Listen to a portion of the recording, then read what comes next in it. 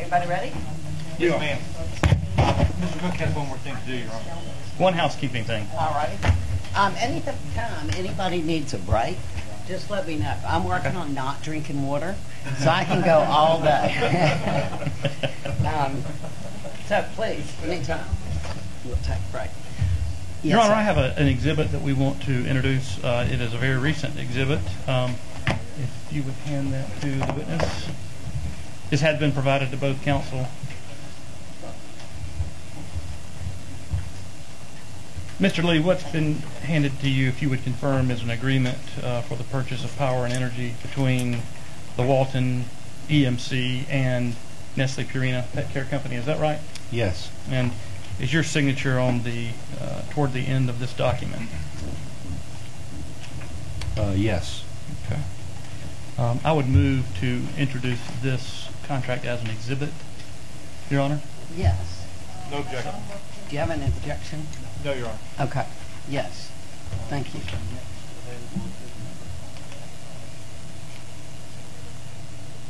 $233. And the two letters of intent, they're already exhibits. They are, Is and that they're correct? pre-filed exhibits to his testimony That's as well. That's what I was hoping.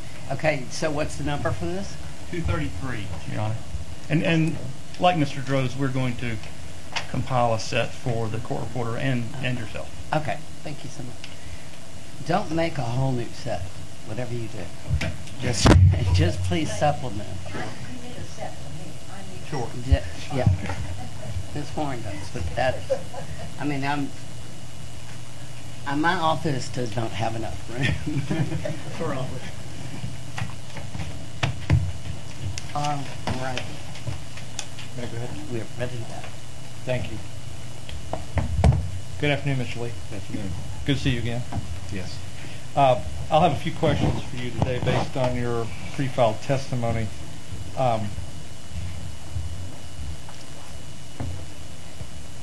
You note, and unfortunately I don't think I have page numbers on this testimony, it's the third page. At the bottom, it's question 15, that may help. Okay. You note, when did you speak with Nestle's Purina representatives? And this has to do with, as you expressed in your testimony, some conversations with Rose Hanslick and Gopi Sandhu. You mentioned that it occurred in the testimony on March 18, 2019. Is that correct? That's correct. And that was the earliest date? Yes. Let me ask you to take a look in the binder. We may have to find it in front of you. It's Exhibit 29. It's a large black binder. Maybe the one. It's here. Yes, sir.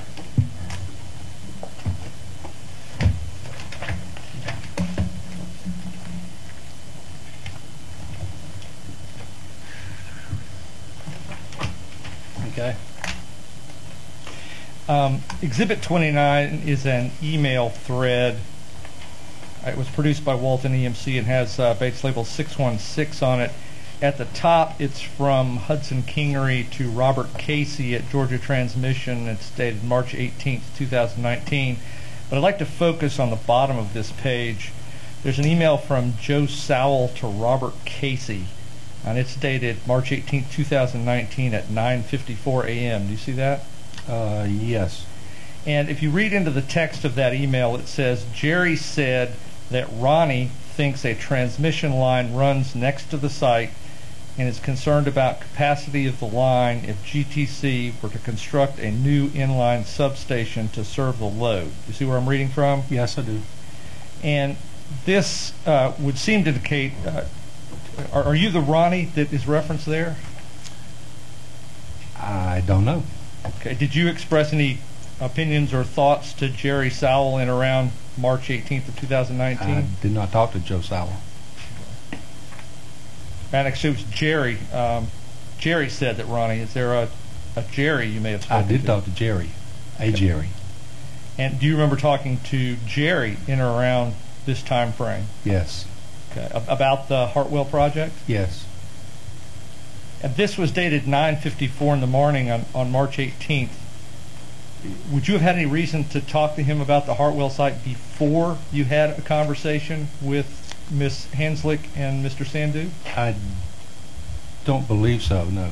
Okay, so your first conversation must have happened prior to March 18th, correct?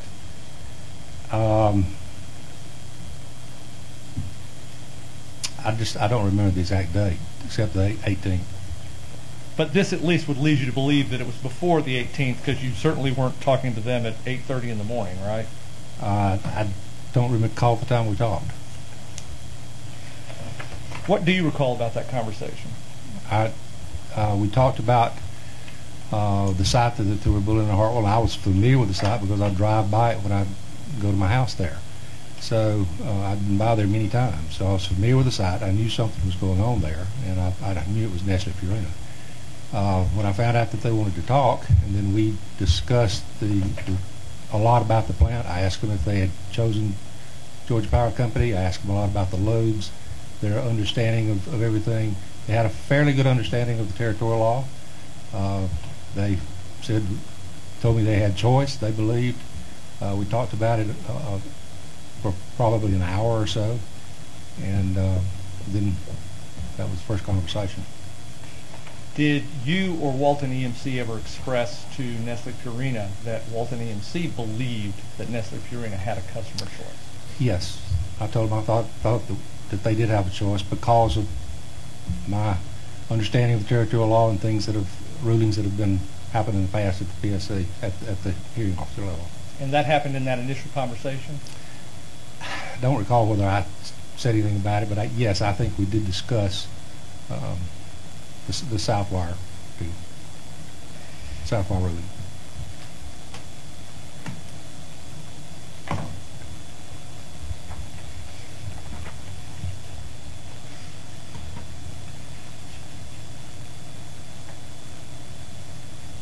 Who made that first contact? Was it Nestle Purina contacting Walton? I remember calling Rose, and we set up a conference call with Rose and Gopi, but I don't remember who told me that they wanted to talk to us. But I was told by someone who wanted to talk to us. Okay.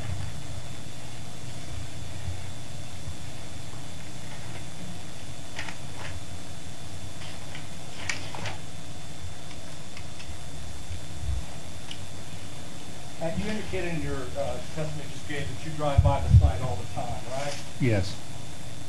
And I think, at least in your direct testimony, you said that you had lived, your house that you live in, you've been there for 20-something years. Close to 20 years, yes.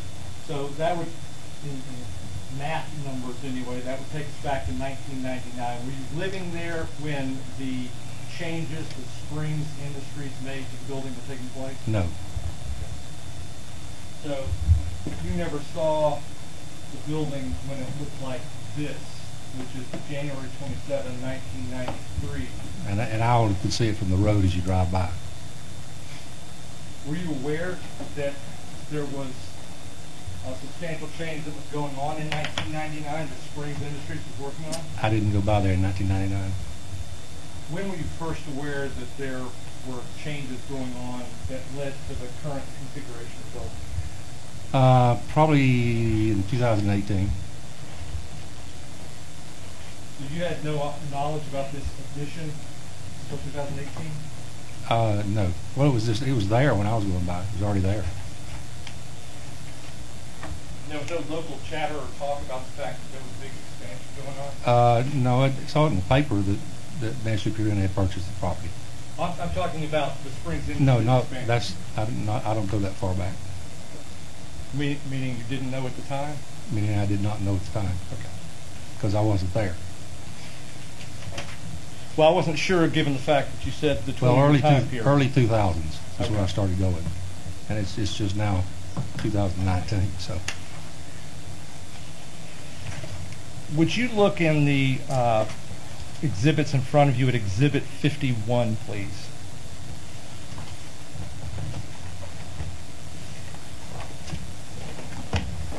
And just let me know when you're there.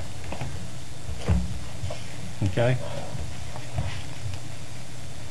Do you recognize Exhibit 51 as the service rules and regulations of Walton Electric Membership Corporation? I do.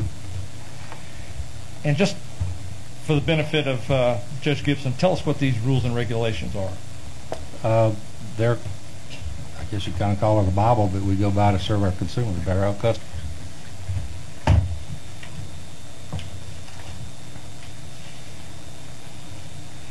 Let me ask you to turn into the rules and regulations, and there's a section called Electric Service Availability.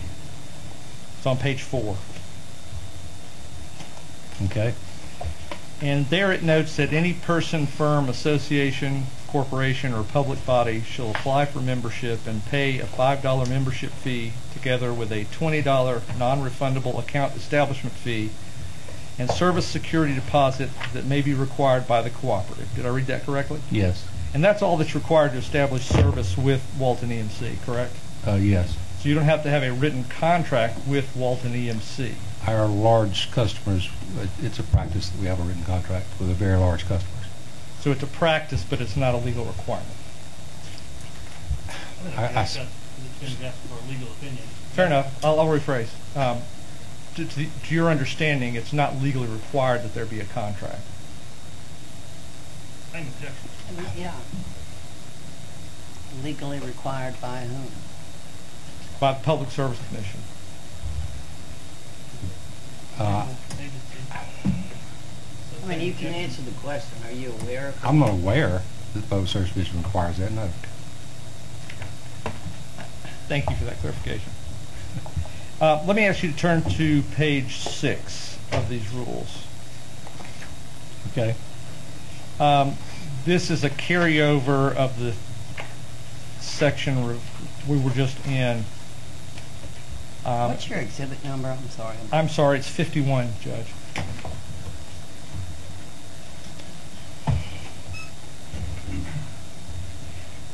Page 6 has a reference in the rules that says deposits shall not ordinarily be more than 2 times the highest actual or estimated monthly power bill of the facility.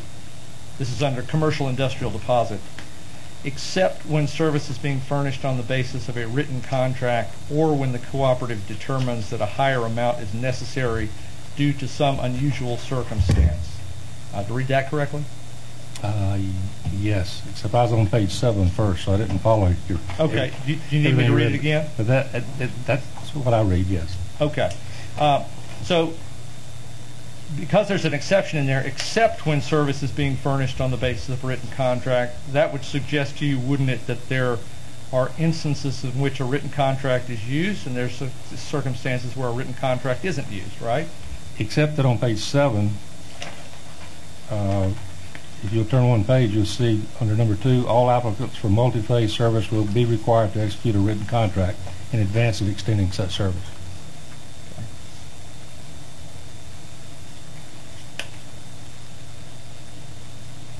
And that would not apply to residential customers, correct? I guess if we said that multi-phase, we could probably say yes, but we typically don't get one from a residence. That's true. And then under that section just above where you just read, the sentence says, any service requiring the construction of additional lines shall be extended only upon such terms and conditions as are economically feasible to the cooperative. Is that right? That's right.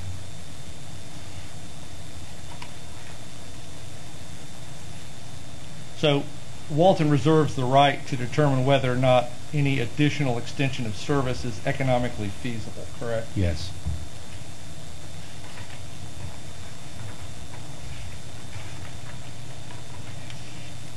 Let me ask you to take a look at page 12. This is under the section of commercial and industrial public facilities. It's item 2. It's about the middle of the page. next to the last paragraph, if the cooperative's preferred method of service is not acceptable, the owner or developer will be required to pay a contribution in aid of construction for the extra cost of providing service by the method he or she prefers over and above the cost of the cooperative's preferred method, regardless of the cost to revenue ratio. Did I read that correctly? Yes. And that's just basically saying that you're going to recommend potentially a method of service to a customer, but if they want something else or different or better that the cooperative doesn't believe is an appropriate method of service, they got to pay for it, right? That's correct.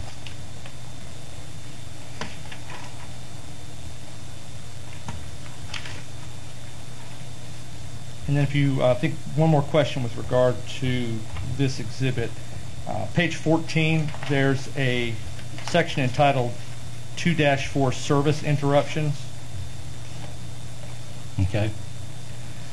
And here, at least according to its rules and regulations, the cooperative does not guarantee continuous and uninterrupted electric service and will not be liable for loss or damage to any consumer's equipment caused by any failure to supply electricity or by an interruption or reversal of the supply of electricity if due to any cause beyond the reasonable control of the cooperative. Did I read that correctly? Yes. And is that the general policy of Walton EMC? Yes. We're done with that exhibit. Thank you, Mr. Lee.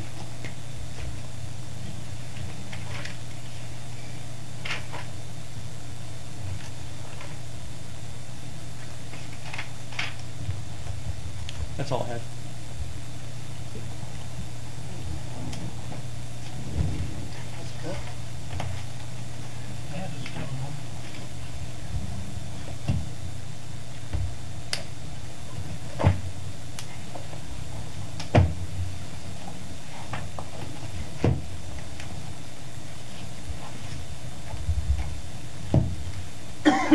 I have no further questions. Thank you. Thank you.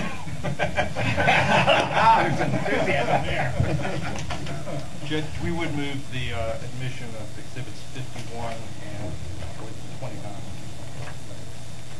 29.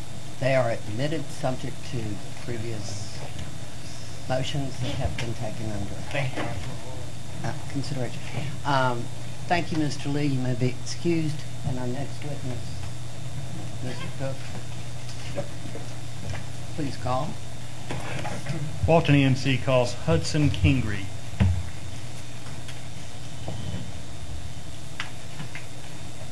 I have all the time in the world, so don't let me rush anybody.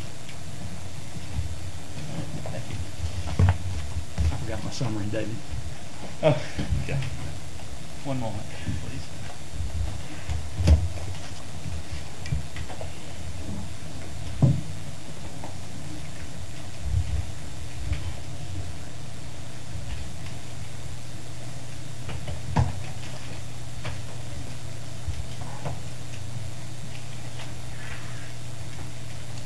Okay, now we're ready. Mr. Kingery, would you raise your right hand, please? Do you swear to tell the truth, the whole truth, and nothing but the truth to help you God? I do. Okay.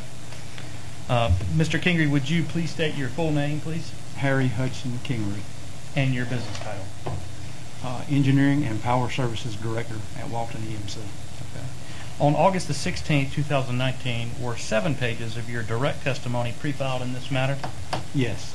At that time, were 6 exhibits filed with your pre-filed direct testimony. Yes. On August the 26th, 2019, were 5 pages of rebuttal testimony pre-filed in this matter. Yes. At that time, were 7 exhibits filed with your pre-filed rebuttal testimony. Yes. Okay. If I were to ask you the same questions today under oath, would your answers be the same as set forth in that pre-filed testimony? Yes, accounting for the errata that was put in. Yeah, you did also have an errata as well.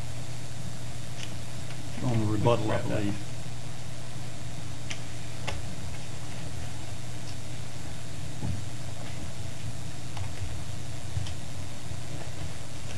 Connor, we have, okay, so you also pre-filed a errata related to your rebuttal testimony? Yes. Okay. Same thing, if I asked you the questions set forth therein here today under oath, with the exception of your errata, would you give the same answers? Yes. Okay. Your Honor, I would move to introduce the direct testimony, the rebuttal testimony, and the errata. You need it? No, I'm Okay. sorry. Okay. I was smiling He was going to do the I know. standard Subject- objections. they're subject to. Sure. Make sure I'm clear. I also want to introduce the exhibits to his direct and rebuttal as exhibits here today. Thank you so much. You know, it will be subject, this is why our eyes were meeting, it will be subject to the motions in limine and objections to testimony and exhibits that were discussed in the beginning of this year.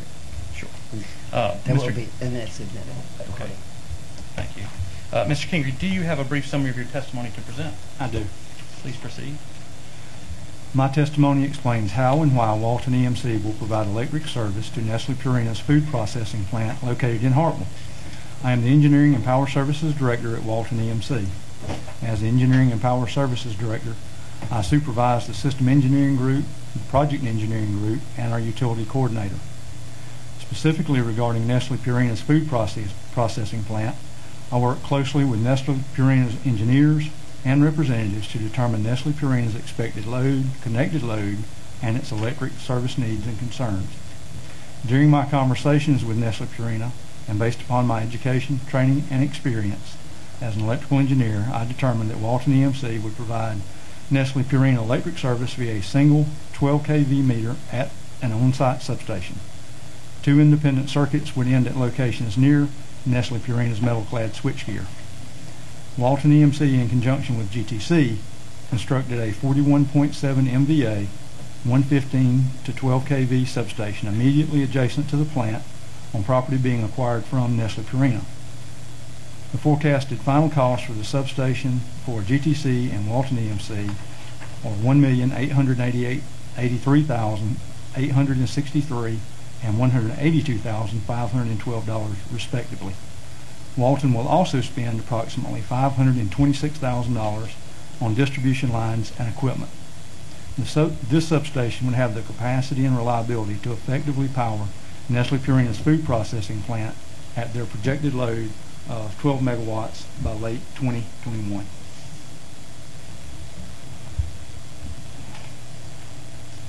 Mr. Kingery is available for cross.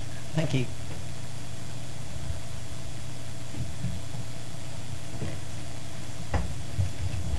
Good afternoon, Mr. Kingery. Good afternoon. Couple of preliminary questions. Okay. In your direct testimony, you make note of your Bachelor of Science degree in electrical engineering technology. I just want to confirm, is that an actual engineer degree, or is it? It's ABET accredited, and I am a registered professional engineer. Thank you for clarifying that. That's a great school. That's where my daughter went.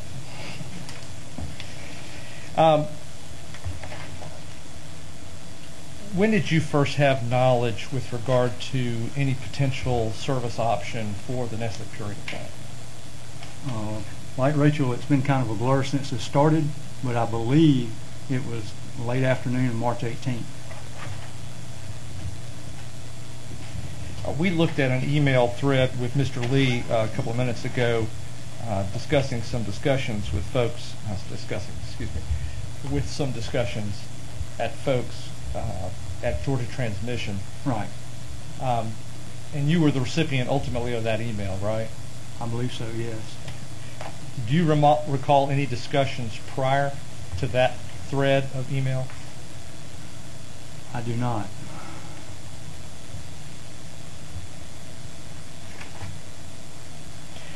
In your direct testimony, you indicate that, this is on page 4, question 12,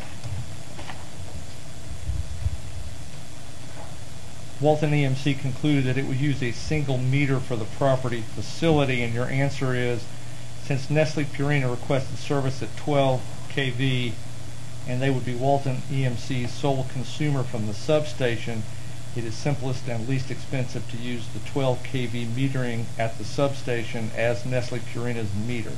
Is that correct? That's correct. Let me focus on that sole consumer question. Was it your understanding that Hart EMC was taking a distribution feed out of that substation?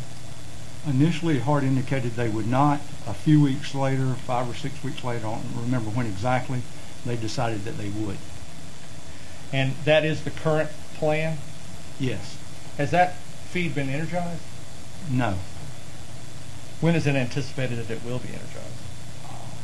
I'm not sure when Hart plans to energize. I do not believe it's this year.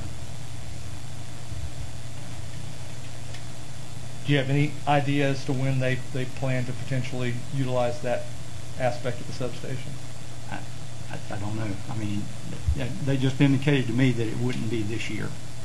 Is there any kind of written agreement between Walton EMC and Hart EMC with regard to the use of that feed?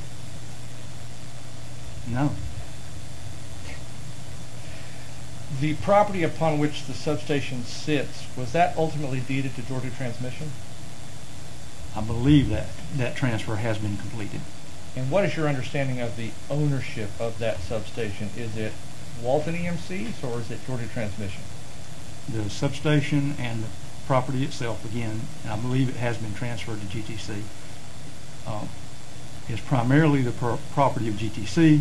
The Walton EMC will have what we refer to as a low side, the 12 kV portion, and the breakers and regulators at 12 kV.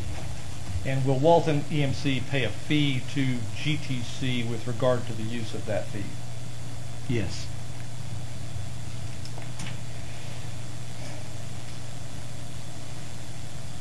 I think you shared in your summary the respective costs, and you said that there could be some additional costs. What are those additional costs going to relate to? Additional cost?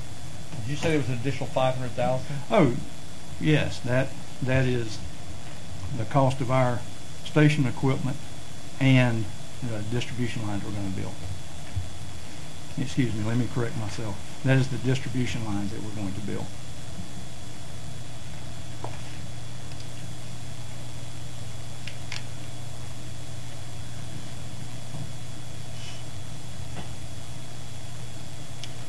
Can you turn to Exhibit 35 in the binder in front of you, please?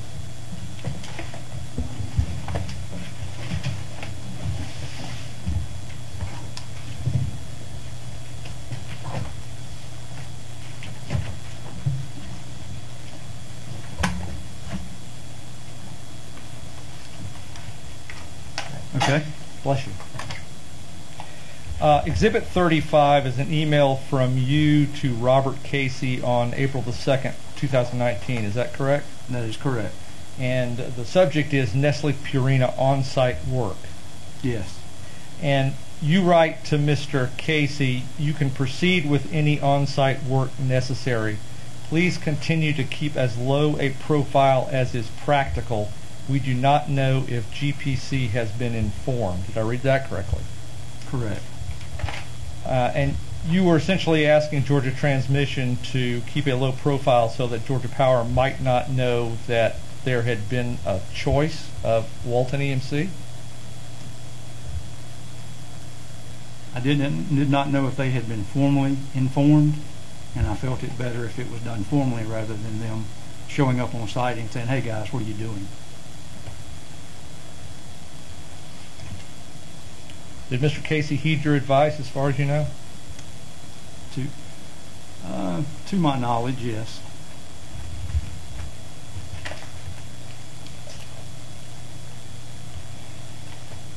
Let me turn to your rebuttal testimony, if I may.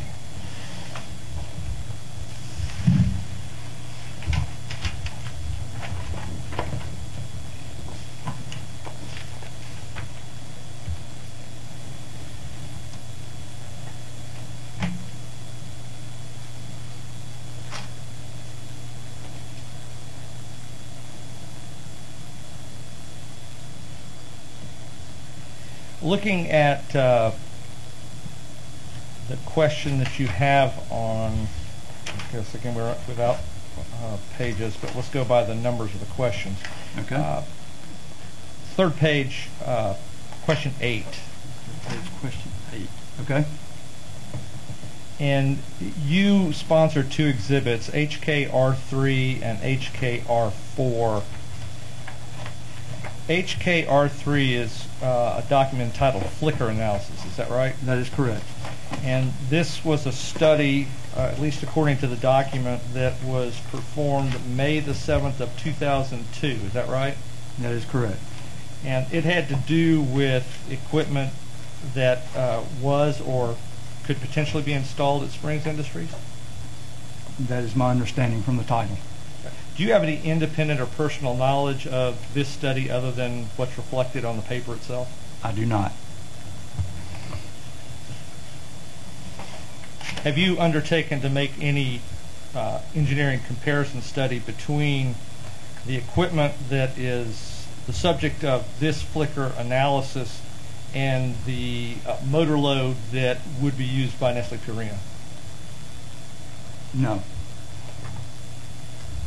And you were present in the hearing when we had the discussion with Mr. Montgomery about the potential use of variable speed drives to moderate any kind of voltage irregularities? I heard that exchange, yes. Are you in agreement that a variable speed drive, at least according to the IEEE, is a workable solution for addressing any kind of voltage flicker associated with large speed motors, large horsepower motors? A VFD can be used to reduce flicker if it is consistent with the end user's process and procedures they need.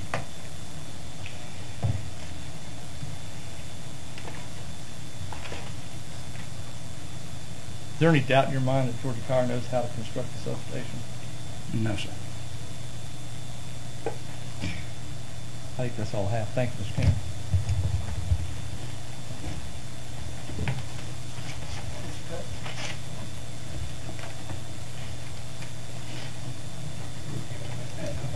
No, wait.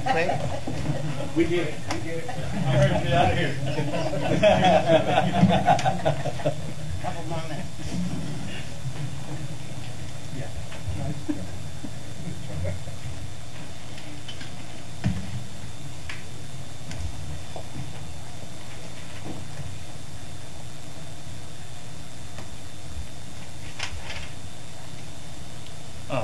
Mr. Kingery, just a Yes. little for redirect. Just to clarify the testimony you were given earlier, or you were asked about earlier, concerning Nestle Purina being the sole customer of Walton EMC at the substation. Yes. That statement is correct. Yes. You were just asked about the flicker analysis.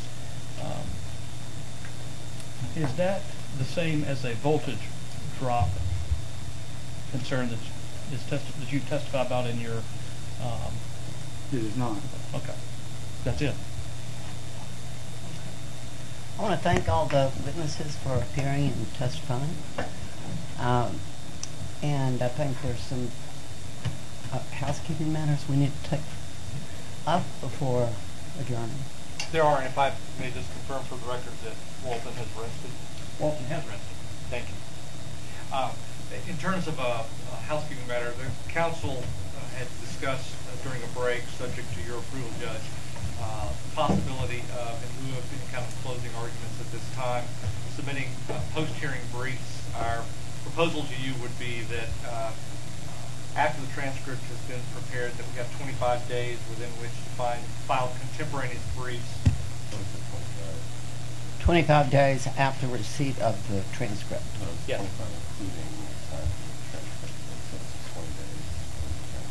I think We're agreeable to that too. Or why don't we just say 20 days upon receipt of the transcript? Okay. We can say October 1st. Well, we don't know when the transcript. She said there's, all right, I don't want to. let's just say 20. Tuesday. Okay. Why don't we just say 20 days from the day of the transcript receipt? Okay, and then any reply 10 days thereafter. And the replies would be limited to 10 pages. Exactly. I like that idea. Is that acceptable, Your Honor? That is indeed. Great. And the, Mr. Cook? and the proposed order would go with. I'm sorry. Yes, the proposed order would go with the Initial. contemporaneous the post-hearing briefs. Yes. the initial briefing. Yeah, the initial, not the reply. Anything else? With respect to exhibits, we both have given you lots of notebooks that include exhibits that were never tendered or admitted. I'm sure the parties would be happy to sort of triage those notebooks and swap out for notebooks of what was actually admitted. That's agreeable to y'all. That's fine. Okay, So that would, Unless for some reason the court is a sophisticated fact finder, if there's something you needed to look at, we wouldn't object to that. But right, I if you mean, wanna I have it all, and I have a list of what has been admitted, Okay. and then it's all subject to ruling on the motions. We're at your pleasure on that. If you don't need another, if you I- don't need us to do that, we won't go to that. I road. don't think I do. As long as I have a list of what's been admitted, and I think I pretty much know what that is. So I don't feel like you need to go through that effort. council has been fairly good about agreeing to deadlines. and You things certainly like that have. now, and so we would, I'm certain we could work out maybe even a joint or master list that we could supply to you. Okay. That would provide what you need. Yeah, certainly do We're happy to appreciate work your out. cooperation. Okay, professional folks on all sides. Yes, absolutely. Okay, thank you. If nothing else, we're adjourned. Thank you, Judge. We appreciate your time.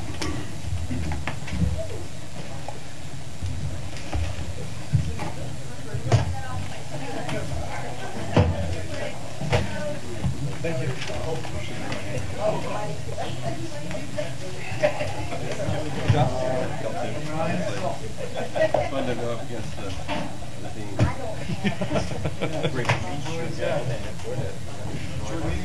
How you doing? We were going to get some.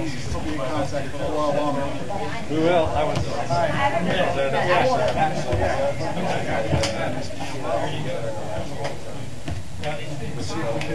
At least maybe some opportunities left. You sure you don't want the whole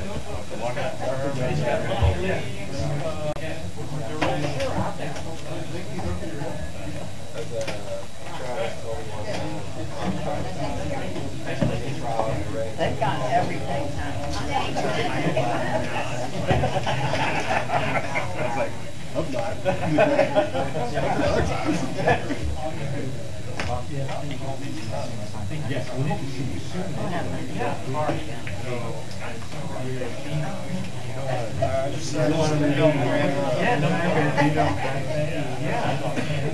All right, so you don't have to do that.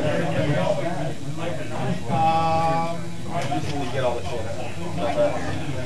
Yeah, and then I need to prepare a list of them.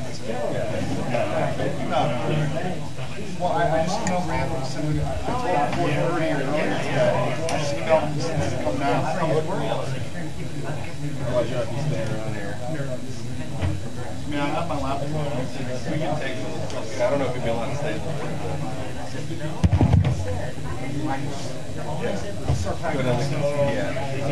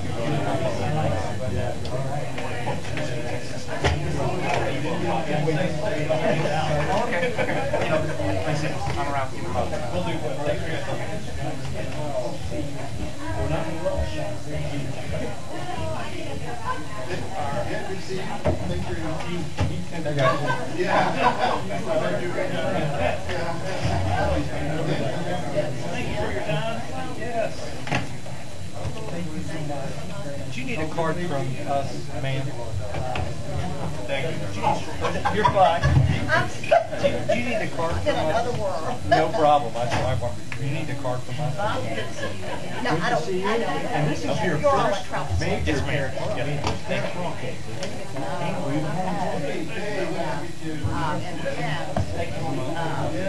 Well, I do. Okay.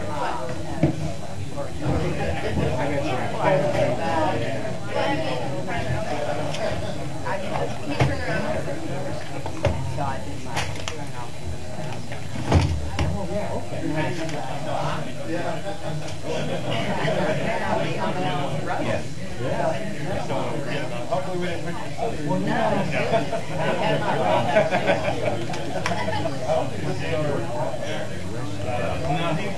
I was just going to say, we can work on maybe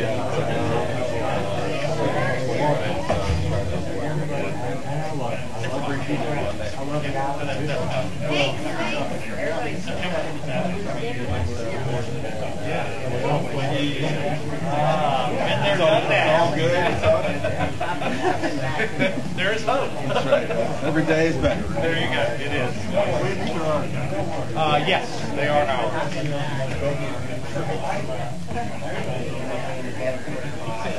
Take it, our Keep my eye on you, Pito. I've got enough to. Isn't that the truth? I will.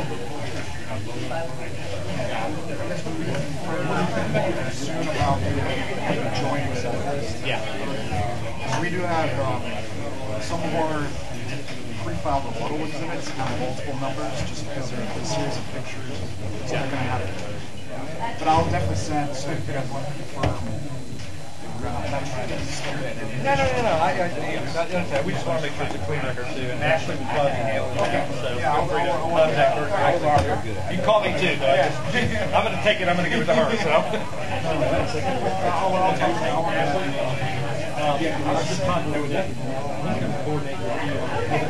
Yeah, because I was saying that when some of the rebuttal testimony series of pictures, we had those individually identified on our initial exhibit list. So Martino, I think like 7. We went to the 4. Numbers. But I'll it's just I'm personally a consumer, but I'm doing looking about exhibit definition for rebuttal. They lose, they're taking out all the code. If I find so much of a fly leg, you're in trouble. Yeah, ours are trouble. We're finding.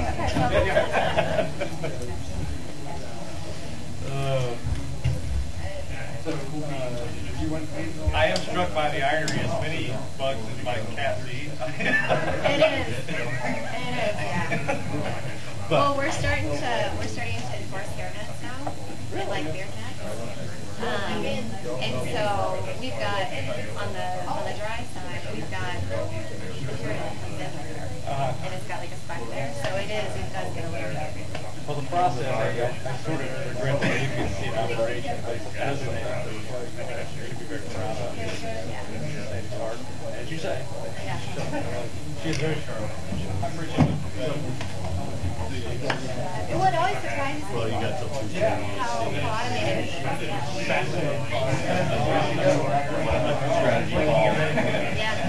Yeah. I like how it's made. Yeah, all these things. Well, I always I'm back and next few years about how we're a fascinating processor that actually Yeah. It makes our job tougher. it does make it harder. It does make Yeah, no, I was saying Well, and we look at kind of some of the things because we're putting in the paperwork. Are you serious? After that, it's not as at risk as in our back. Oh, Aaron Boy. Aaron Boy. Think of it as a completely different the retort to something, a verbal response. Yeah. No, it's easier as a pressure cooker because a lot of people still, grandmas, Yeah. oh, that's true. That's The modern That's the new one. version of that. Yeah. Good to meet you. Yes, we're proud of you. I really do appreciate that. We tease some of our corporate really good. They get to work on putting deals together. We trust the career. The factories and everything else. We get to go tour. It's always been No, I think it is too. I wish more people would like it. You know what I mean? But it has to be. proprietary process. Yeah. But I'd love to go see, you were talking about those 800 places. I would like to go and see them too, because we can, see how they're innovating in their space and achieve that. But if they are in any competitive space, it's very, nobody wants to risk it. Yeah, every little advantage matters, especially with a publicly traded company. Yes. Turn square corners. That's right. Well, good. Thanks so much. No, just across the stand. Given that exhibit, I'm going to be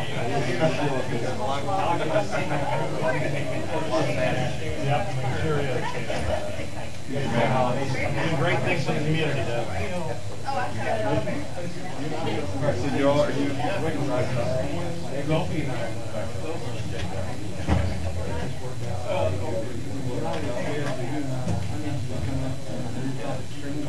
I didn't know.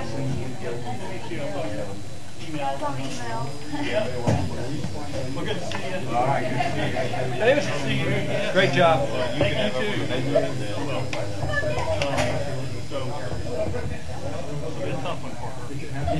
Yeah, no, I think it will be. It's an interesting case. I think it does fall somewhere between software and security. Grace, whatever we want to call it. Yeah. Sorry.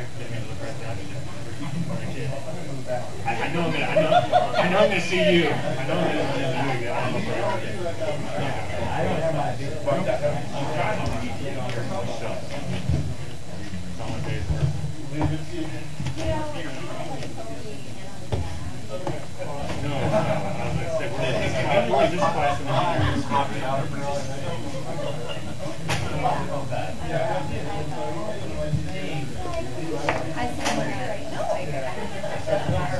Yeah. What order necessary? Yeah, we can sort it all back.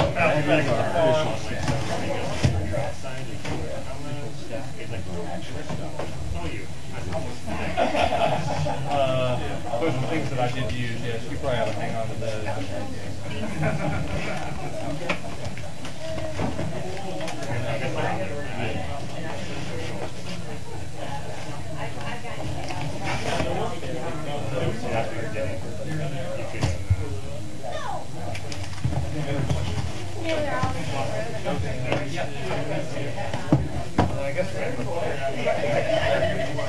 You good? Put a couple things in. Those were just on the table there. That's our copy of theirs. Yeah, I'd like one. The notes and lettering copy. I mean, I had a copy now. They gave it to us. I guess we'll take it back. Unless you want to take it back somewhere. Some of what you gave to them. Oh, I didn't make a copy of that box. The main house council.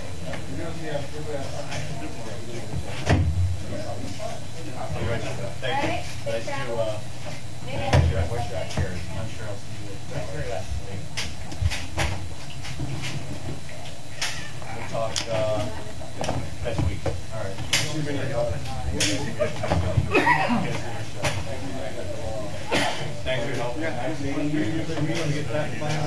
Okay. Oh man, the courier. Should be one of the witnesses. So I picked the one that's over there.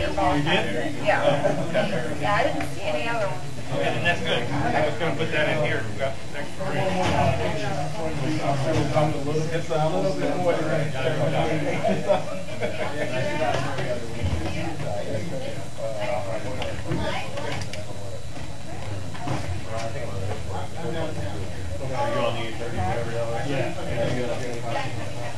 I'm going. I get to go back to the film. I